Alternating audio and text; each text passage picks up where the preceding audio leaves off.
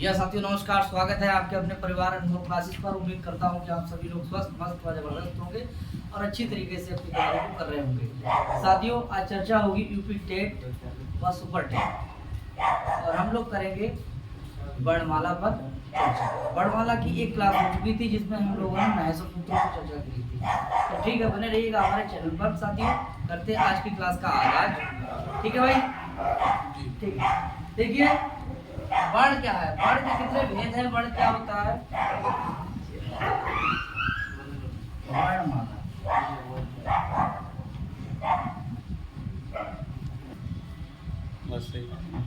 संस्कृत वर्णमाला, ठीक है। वर्णों की माला बराबर क्या हो जाएगा, वर्णों के व्यवस्थित समूह को क्या कहते हैं, वर्णमाला कहते हैं। ठीक है, लिखना जरूरी है क्या, वर्णों के व्यवस्थित समूह को क्या कहते हैं, वर्णमाला कहते हैं। ठीक है, तो देखिए ये है वर्ण, क्या है जी, बोलिए ये क्या है, वर्ण।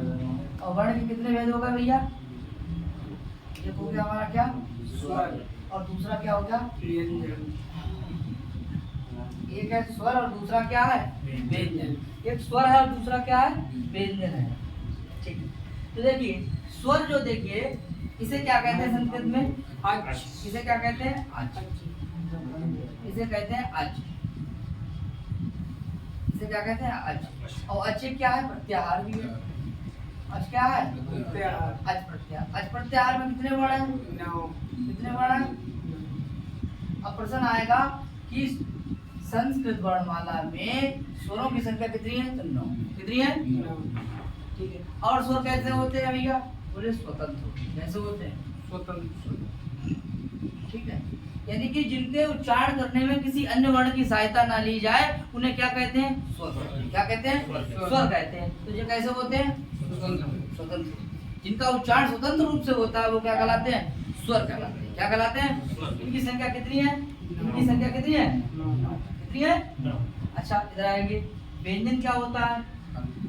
व्यंजन को क्या कहते हैं, क्या कहते हैं, हल बराबर क्या हो जाएगा, हल क्या है, एक हल भी एक क्या है, प्रत्याहार।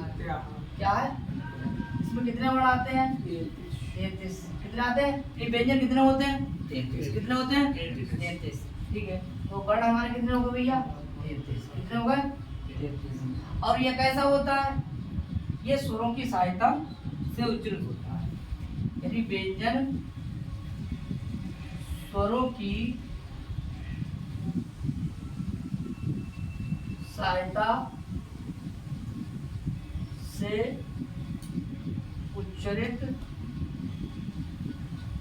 होते हैं, इनका उच्चारण स्वर के बिना नहीं होता है, इसीलिए ये क्या कहलाते हैं, व्यंजन कहलाते हैं। और ये जो कैसे हैं, ये स्वतंत्र। ठीक है, तो स्वर हो गया और क्या हो गया, व्यंजन। अब वर्ण के कितने भेद हो गए, 2। देखिए, इसको वर्ण भी कह सकते हैं, इसके लिए अक्षर भी कह सकते हैं।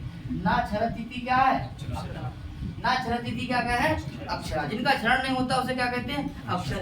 अब कितने भेद हो गए, 2। कौन से, स्वर और व्यंजन। स्वर को क्या कहते हैं, अच। अच क्या है, प्रत्याहार। जिसमें कितने वर्ण है, 9 वर्ण है। ये होता कैसा है, स्वतंत्र होता है। ज्यादा लिखे मत, ठीक है, रास्ता से ऐसे चले आप, ठीक है, कि मंजिल तक पहुंचे। ठीक है, खाली नोट्स बनाया, गट्ठा में रख लिया, ठीक है, उससे होने वाला कुछ नहीं। ठीक है, अब देखिए व्यंजन को क्या कहते हैं, हल। हल बराबर क्या है, प्रत्याहार। कितने वर्ण है, 33। ठीक है, यानी जो वर्ण स्वरों की सहायता से उच्चारित होते हैं उन्हें क्या कहते हैं, व्यंजन कहते हैं। क्या कहते हैं, व्यंजन कहते हैं। ये कैसे होते हैं, ये आपके कैसे होते हैं, स्वतंत्र होते हैं। देखिए, अब 2 पार्ट हो गए इसके, तो हम सबसे पहले इसको उठाएंगे, अब इस पर चर्चा करेंगे। ठीक है, इससे बनने वाले जितने भी प्रश्न होंगे वो करेंगे। ठीक,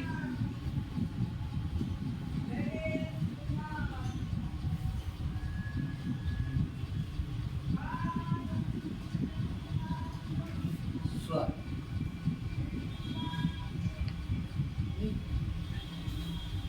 स्वर वे ध्वनियां हैं जिनका उच्चारण स्वतंत्र रूप से किया जाता है, स्वर कहलाते हैं। क्या कहलाते हैं, स्वर बोलो करो भैया, स्वर स्वर कहलाए। जैसे आ ई ऊ ऋ ऋ। देखिए ये संस्कृत भाषा में होता है, लेकिन क्या होता है हिंदी में नहीं होता है।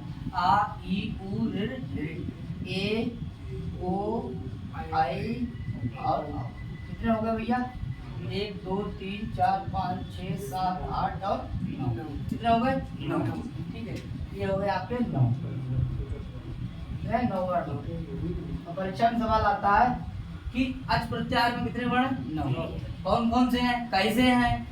अब इनमें देखिए कुछ ऐसे वर्ण होंगे जो ह्रस्व होंगे, दीर्घ होंगे, ठीक है, सदैव दीर्घ होंगे, सदैव ह्रस्व होंगे, ठीक है। तो इसका विस्तार करेंगे, यानी 9 वर्ण जो हैं इनको खेलेंगे हम लोग, ठीक है। इनसे खेलेंगे कि इनमें गुण कौन सा है, दीर्घ कौन सा है, ह्रस्व कौन सा है, प्लुत कौन सा है, मात्रा के आधार पर क्या है, ठीक है, या उच्चारण के आधार पर क्या है। इन यानी 9 स्वरों के बारे में ही चर्चा होगी, ठीक है। तो आज की क्लास जो होगी वो केवल स्वरों पर होगी, ठीक है। स्वर के टाइप बताए जाएंगे कि स्वर मतलब जो है ये वर्ण किस टाइप का है, यानी कि इसका उच्चारण कहाँ से होता है, ये कैसा है, ठीक है। तो अब देखिए ये हो गए आपके 9 वर्ण। कितने हो गए? 9। अब देखेंगे, ये देखिए कितने हैं? 9 वर्ण। तो जिन्हें कुल वर्ण कहते हैं। अगर परीक्षा में आ जाए कुल स्वर वर्ण कितने हैं तो आप बताएंगे कितने हैं? आपको ये बात पता भी होनी चाहिए कि अगर जैसे प्रश्न आ गया कि कुल वर्णों की संख्या कितनी है, कुल स्वर वर्णों की संख्या कितनी है, तो आपकी है 9। तो केवल रटने से काम ना, उन्हें 9 है ना, ये पता भी तो है कि यार 9 कौन कौन से हैं। तो देखिए आ ई ऊ ऋ ए ओ ऐ औ। हो गया क्लियर? आगे देखेंगे, एक पॉइंट डालेंगे। यहाँ तक तो क्लियर हो गया कि स्वर वे ध्वनियां हैं जिनका उच्चारण स्वतंत्र रूप से किया जाता है, उन्हें क्या कहते हैं? स्वर कहते हैं। देखिए भैया, अब देखिए 1 नंबर पॉइंट है, ये होगा कुल स्वर। अब आए देखिए मूल स्वर। क्या है? मूल। इसको पकड़ रहे हैं, मूल स्वर। मूल यानी जड़, मूल स्वर। देखिए मूल स्वर को हम कहेंगे ह्रस्व स्वर। क्या कहेंगे? ह्रस्व का मतलब होता है कि जिनका उच्चारण करने में पलक एक बार गिरता है उसे हम कहते हैं ह्रस्व स्वर, और 2 बार गिरता है तब दीर्घ स्वर, और 2 से अधिक बार गिरता है तो उसे हम कहते हैं प्लुत स्वर, ठीक है। तो देखिए मूल स्वर या आपका ह्रस्व स्वर कितने हैं भैया? तो देखिए बोलो 1 2 3 4 5। कितने हो गए हमारे? यानी मूल स्वर है कितने? 5। अब कौन कौन से हैं? देखिए आ ई, थोड़ा बड़ा लिखना, आ ई ऊ, बोलते जाइए ऊ, क्योंकि आप जो पढ़ रहे हैं ना तो आप बने कौन भैया? मास्टर। और मास्टर के लिए जो है पढ़ना पड़ता है, क्योंकि आप ना लेखपाल हैं, ना आपको डंडा थमा दिया जाएगा। बोले कौन है? दरोगा जी हैं, सिपाही है, SSCGD है, ठीक है। वहाँ काम नहीं है इसका, बस आपने एग्जाम निकाला खत्म। लेकिन मास्टर बनने के बाद अगर जिसके मुंह ऐसा करके बंद है तो इज्जत नहीं होती है। मास्टर की पहचान होती है उसके काम से। जब आप जाएंगे स्कूल में तो वहाँ पढ़ाएंगे, ठीक है। तो आप बोलिए देखिए कितने वर्ण हो गए? 5। कौन कौन से? 1 2 3 4 5। ये कैसे स्वर हो गए?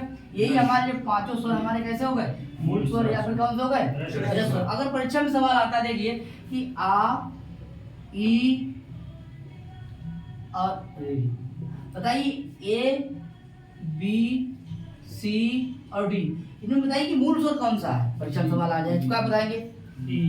ऑप्शन नंबर हो जाएगा आपका कैसा हो जाएगा?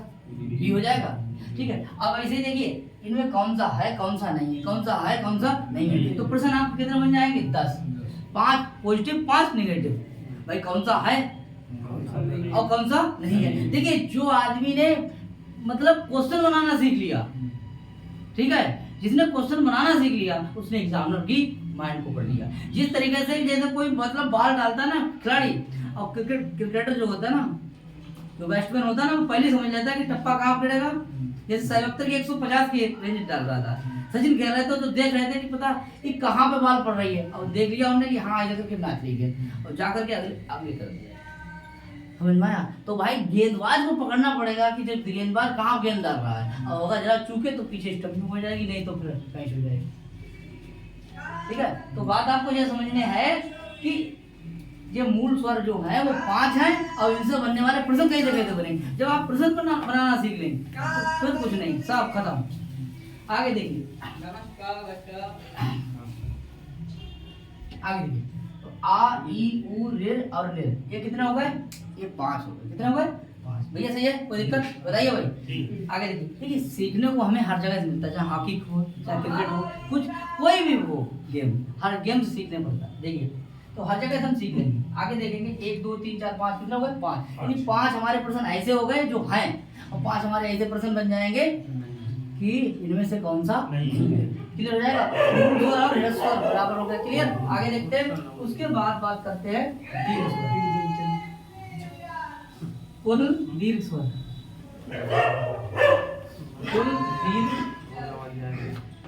कुल दीर्घ स्वर। अब कुल दीर्घ स्वर कितने हैं? तो कुल दीर्घ स्वर, कुल दीर्घ स्वर, देखिए कुल दीर्घ स्वर अगर होंगे तो कितने होंगे? बोले 8। कितने होंगे? 8। परीक्षा में सवाल आता है कि कुल दीर्घ स्वर कितने हैं, तो आपको जवाब लग देना होगा 8 है। कौन? अब कौन कौन से हैं 8? देखिए भैया, आ, ई, उ और है आपकी, ये ध्यान देना, डबल है, डबल, ठीक है, ए, ओ, आए और ठीक है। तो देखिए 1 2 3 4 5 6 7 और 1 8। कितने हो गए भैया? तो कुल अगर दीर्घ स्वर आ जाए तो कितने हो जाएंगे? 8। 8 ही होते हैं, दीर्घ स्वर कुल कितने होते हैं? 8। ठीक है, आगे देखते हैं। अगले प्रश्न है कि सदैव दीर्घ, सदैव दीर्घ स्वर, सदैव दीर्घ स्वर कितने होते हैं? बोले 4। सदैव दीर्घ स्वर कितने होते हैं? 4। सदैव दीर्घ जो स्वर होते हैं वो कौन से होते हैं? 4। अब देखिए इसको उठा लेंगे, यही हमने बताया ना कि जे आप 9 को पकड़े रहे, यही है सब कुछ। ठीक है, देखिए तो हो जाएगा यहाँ पे कौन से 1 2 3 4, इसको उठा के रख देंगे।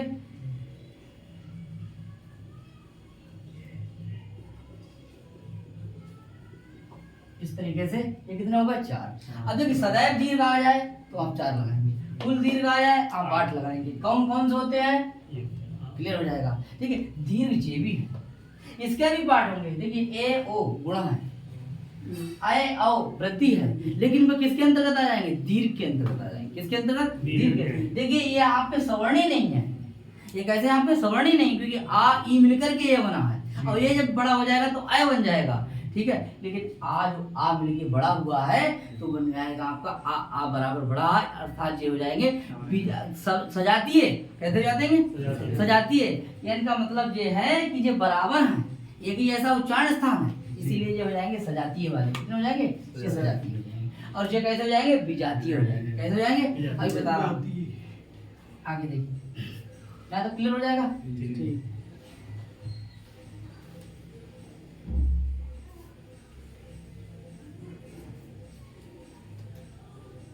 सजातीय दीर्घ स्वर कितने होते हैं? 4। कितने होते हैं? सजातीय है। कैसे है? सजातीय। देखिए सजातीय यानी एक जाति, एक धर्म, एक मजहब। आगे देखो तो देखिए आ प्लस आ बराबर भैया क्या हो जाता है?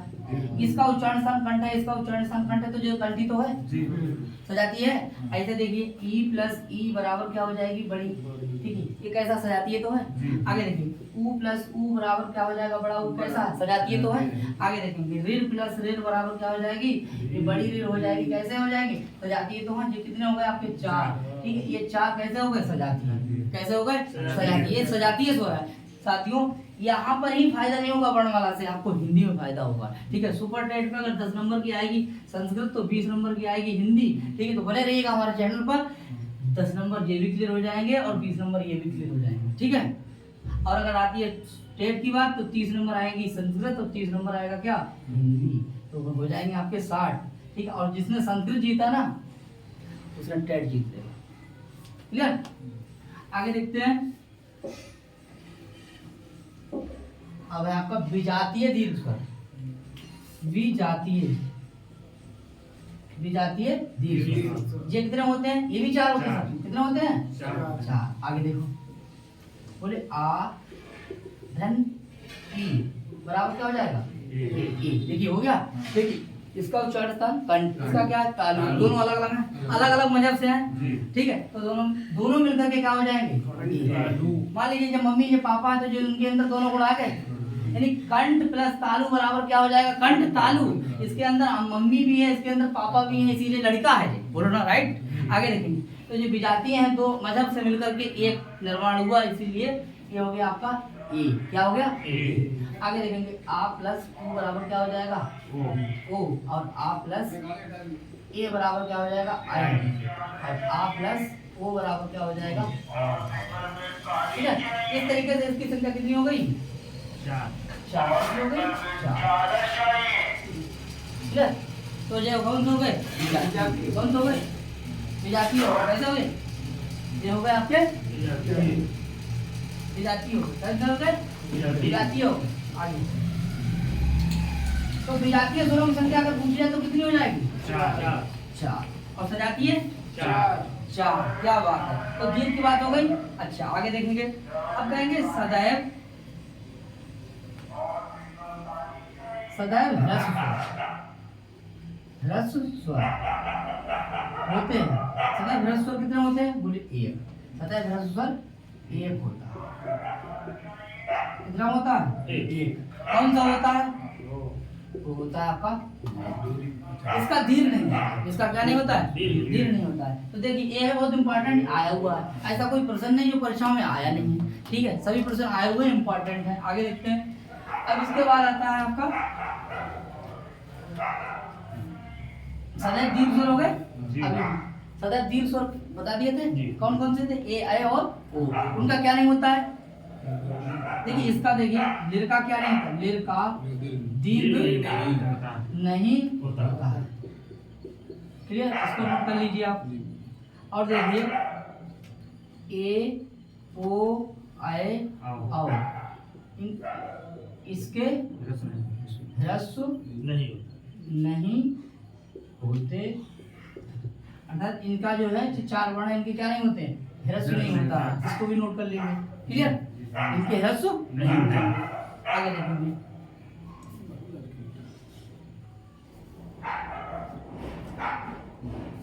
अब देखिए यहाँ तक क्लियर हो जाएगा, ये पूरा हो गया। अब देखिए गुणवर्ण, देखिए गुणवर्ण,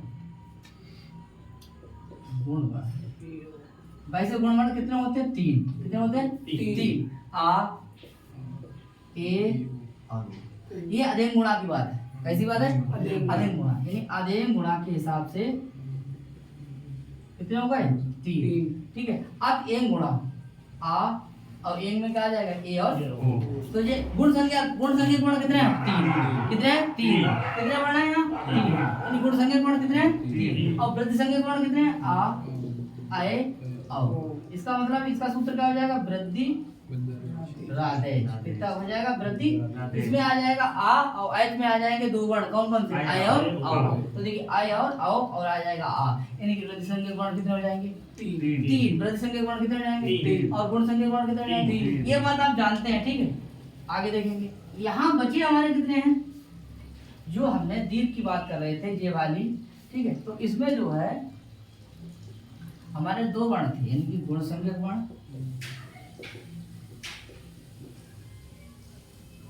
और वृद्धि संज्ञक।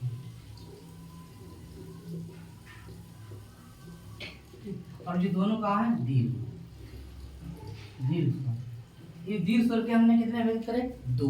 इसमें क्या है हमारे गुण संज्ञक और वृद्धि संज्ञक। बोला करो, गुण संज्ञक और वृद्धि संज्ञक। हाँ आगे देखेंगे, तो गुण संज्ञक गुण हमारे कितने आ गए, ए और, ठीक है। जो कौन से प्रत्याहार में आएंगे हमारे, एन। कौन से प्रत्याहार हमारा, क्लियर। तो कितने वर्ण हो गए हमारे, 2। आगे देखिए, और वृद्धि संज्ञक वर्ण कौन से हो गए, आय और औ। तो ये हमारे कौन से प्रत्याहार में आ जाएंगे, आयच। कौन से प्रत्याहार आ जाएगा, आयच प्रत्याहार, ठीक है।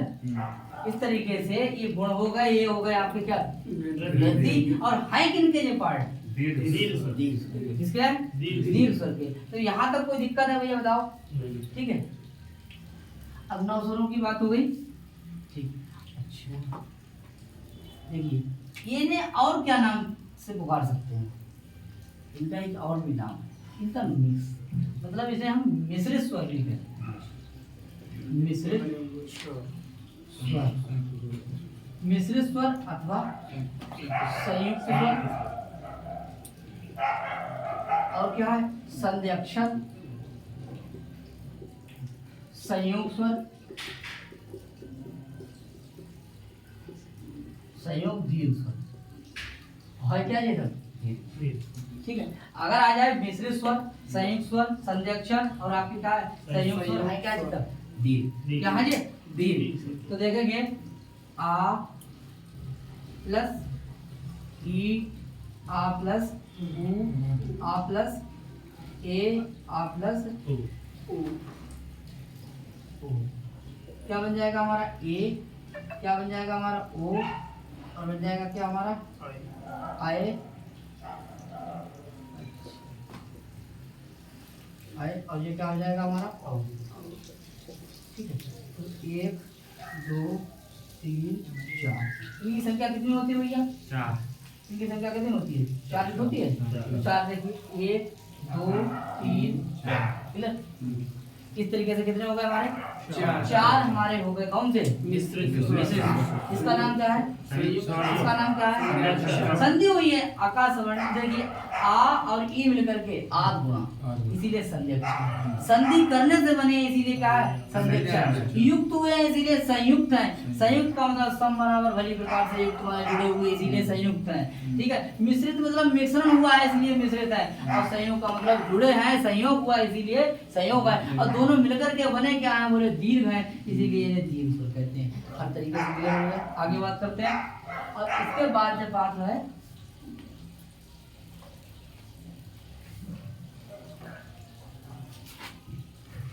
अब देखिए,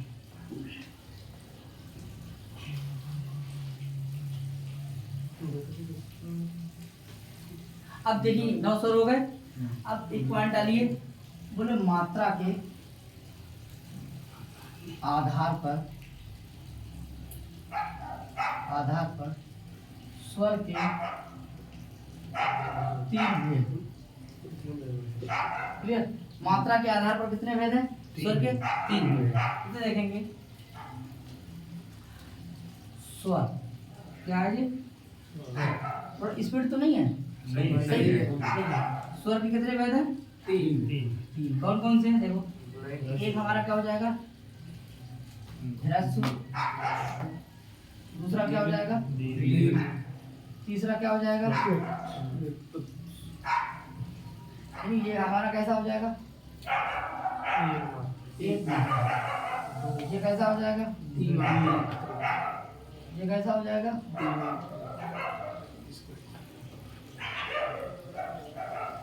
ये कैसा हो जाएगा?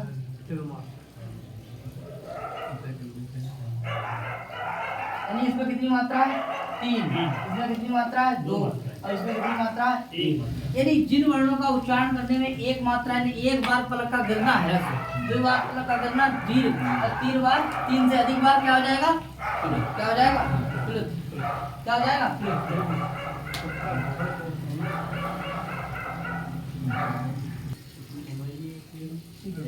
तो स्वर के कितने भेद होगा? 3। कौन कौन से? आगे देखिए, देखिए आ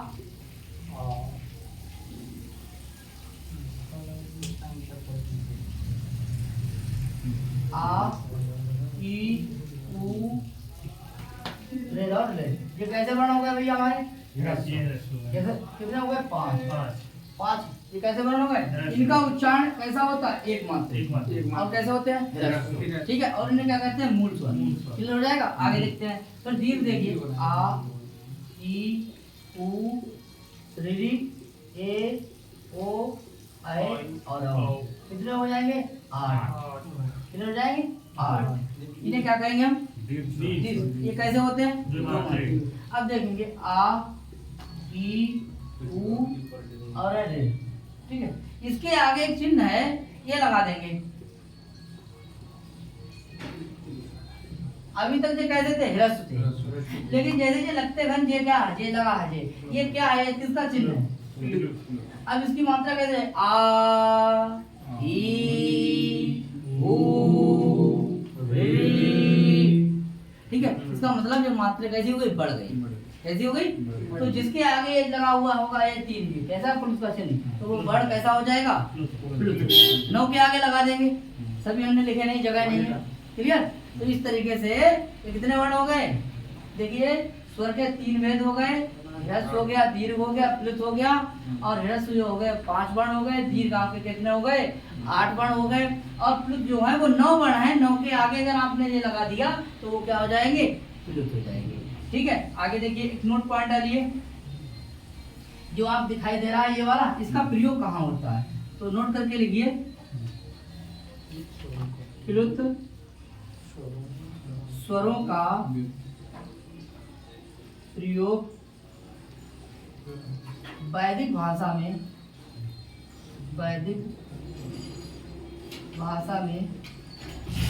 होता है।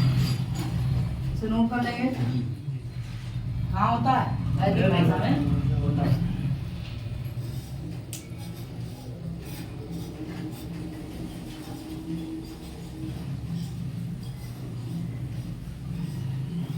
मात्रा काल क्या है, प्रश्न है, मात्रा काल क्या है, मात्रा काल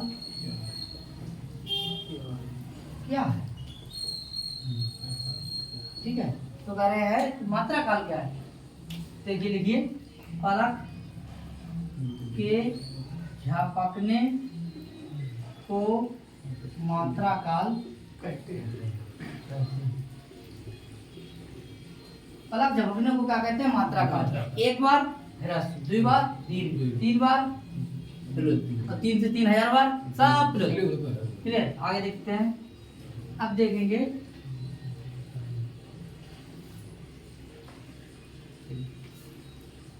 स्वर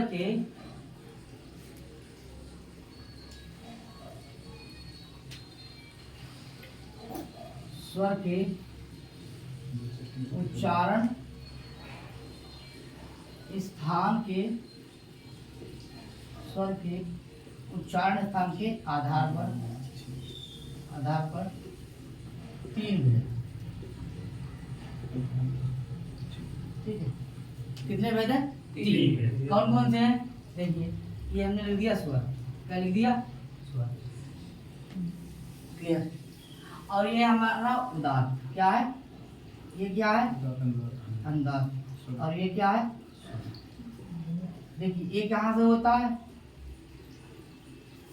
देखिए ये होता है ऊपर से, कहाँ से होता है, ऊपर।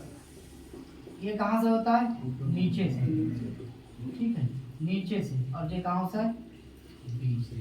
देखिए मुख के ऊपर भाग से उच्चरित होगा, कोई स्थायी तो है मुख के अंदर, उसके ऊपर भाग से उच्चरित होगा तो बोलेंगे उसके लिए उदात्त। उदात्त स्वर कैसा बोलेंगे, उच्च उदात्ता, उच्च नीचे अनुदात्ता, और समाहारा स्वरिता, समाहारा स्वरिता, यानी ऊपर से उच्चरित होने वाले वर्ण कैसे कहलाएंगे, उदात्त, नीचे से अनुदात्त, बीच से स्वरित। क्लियर जाएगा, यहाँ तक कोई दिक्कत। तो कितने वेद हो गए भैया हमारे, 3। अब कितने स्वर हैं भैया, 9। कितने हैं, 9। ये कितने हैं, 9। ठीक, इन्हें क्या कहेंगे, अच, क्या कहेंगे, इन्हें क्या कहेंगे, अच, यानी कि हमारे जो अच है कितने हैं, 9 अच जो है उनका देखिए, वो ऊपर से भी उच्चरित होंगे, वो नीचे से भी उच्चरित होंगे, और वो बीच से। कि कहाँ के, बोले मुख के ऊपर भाग से उच्चरित होंगे अगर वर्ण तो उदात्त होंगे, नीचे भाग से होंगे अनुदात्त होंगे, और बीच से होंगे तो क्या होंगे, स्वरित। ठीक है, ज्यादा लिखने की परिभाषा नहीं है, ठीक है, सीधे शॉर्ट। ठीक है, आगे देखिए। अब इसके बाद आता है कि इसका प्रयोग कहाँ होता है। देखिए साथियों, इसका भी प्रयोग भैया कहाँ देखने को मिलता है भाई, विमल भाई बताओ भाई।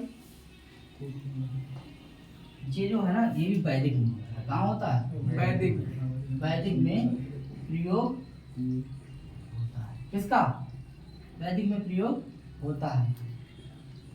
इसका उदात्त, अनुदात्त, स्वरित और स्वरित। क्लियर, 1, 2 और कितना हो गया, 3। क्लियर, यह का उच्चारण स्थान के आधार पर, उच्चारण की बात है कि मुख के अंदर। ठीक, आगे बात करते हैं। अब देखिए स्वरों का विभाजन और तरीके से, जैसे हम देखेंगे कि स्वर के कितने भेद। ठीक है, अब देखिए स्वरों का विभाजन, कि भाई आ के 18 वेद है, ई के 18 वेद है, ऊ के 18 वेद है। अब भेद कैसे होंगे, ठीक है, भेद कैसे, देखिए बात तो ये थी सिर्फ, अच्छा प्लस बराबर, ये अल क्या है, ये सभी वर्ण है। क्या है ये? सभी वर्ण। और हमने सिर्फ इतने को खोला, इसको दो भागों में किया और इसके भाग चल रहे हैं सब साथियों जी। ठीक है। अब इसमें कितने होते हैं? 9 वर्ण होते हैं, हर टाइप का बताया ठीक है।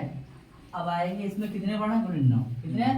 तो आ ई उ ऋ लिर ए ओ ऐ और औ। इसके कितने भेद हो जाएंगे? 18। यानी 18 भेद को क्या कह दिया हमने? यानी शॉर्ट में आ गए।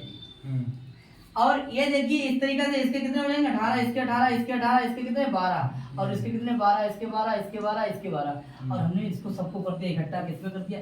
बोलो भैया, यार सिस्टम है यार, ठीक है। और देखिए इसको क्या कर दिया? हल, यानी 33 है, और दोनों जोड़ देंगे तो क्या बन जाएगा? हल। सब खत्म, ठीक है, सब खत्म, ठीक है। तो आगे जो है अब इस पर चर्चा करेंगे।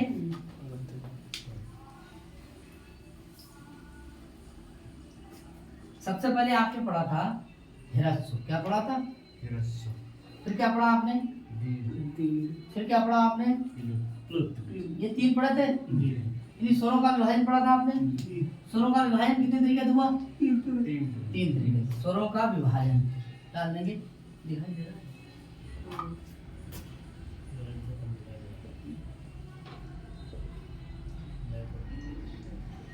स्वरों का विभाजन क्लियर? स्वरों का विभाजन आपने कितने पढ़ा? ह्रस्व, दीर्घ और इसके देखिए एक के भाग करेंगे जी। इसका करेंगे भाग उदात्त, क्या करेंगे? उदात्त। फिर क्या करेंगे? अनुदात्त। फिर क्या करेंगे? स्वरित। देखिए इसके 2 भेद होते हैं जी। इसका एक कैसा हो जाता है? अनुनासिक, जो मुख और नाक दोनों से उच्चारित होता है। एक केवल मुख से होता है, उसके बदले ये बोलते हैं अनुनासिक। देखिए एक अनुनासिक, दूसरा क्या हो जाएगा? अनुनासिक। एक क्या हो जाएगा? अनुनासिक, और दूसरा क्या हो जाएगा? अनुनासिक। अनुनासिक। देखिए 1 2 3 4 5 और 6 कितने भेद होगा भैया? 6 हो गए। आगे देखिए तो इसी तरीके से बोलो उदात्त, फिर क्या हो जाएगा? उदात्त, ठीक है। फिर क्या हो जाएगा यहाँ पे? अनुदात्त। अनुदात्त फिर क्या हो जाएगा? स्वरित, ठीक। अनुदात्त और फिर हो जाएगा आपका स्वरित, ठीक। इसके कितने भेद हो जाएंगे जरा? इसके कितने हो जाएंगे? 2। इसके कितने हो जाएंगे? 2। इसके कितने हो जाएंगे? अब देखिए इसके कितने भेद हो गए? 6। इसके कितने हो गए? 6। इसके कितने हो गए? 6। इसके कितने हो गए? आपसे पूछ रहे हैं 6 प्लस, देखिए 6 इसके हो गए, 6 इसके हो गए, 6 इसके हो गए, 6 प्लस 6 प्लस 6 बराबर कितने हो गए? 18 भेद हो गए, नहीं हो गए? कोई दिक्कत यहाँ तक? नहीं, कोई दिक्कत नहीं। इस तरीके से कितने भेद हो गए? 18, ठीक है। चलिए इसे मिटा दें जी। आगे देखिए समझ में आया तब? उदात्त के भेद कितने? 2। अनुदात्त के 2। स्वरित के 2। और 2 के कितने हो गए? 6। 6 दूनी यानी 6 ह्रस्व, 6 दीर्घ और 6 क्या? प्लुत है। टोटल मिलाएंगे तो क्या हो जाएंगे? 18। आगे देखिए